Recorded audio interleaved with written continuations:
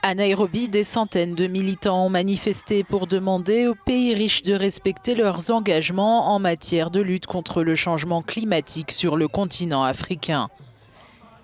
Les manifestants ont réclamé l'aide financière promise qui permettra à l'Afrique de lutter contre les effets dévastateurs du changement climatique sur le continent.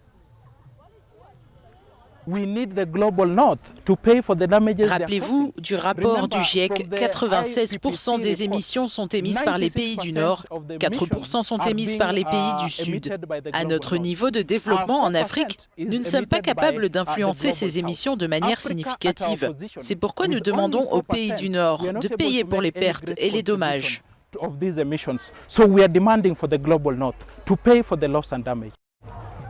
L'Afrique est plus vulnérable au changement climatique que toute autre région de la planète.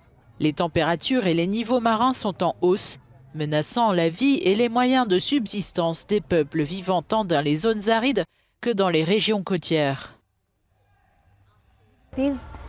Ces désastres et ces épreuves ne se produisent pas seulement au Kenya.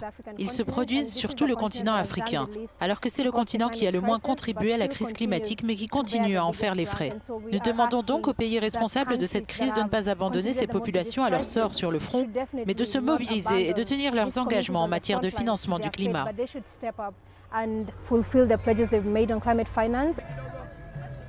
Les voix des pays africains nettement hostiles envers les pays riches prépare le terrain pour des négociations qui s'annoncent tendues lors du sommet mondial sur le climat qui se tiendra en Égypte, à Sharm el-Cheikh, en novembre prochain.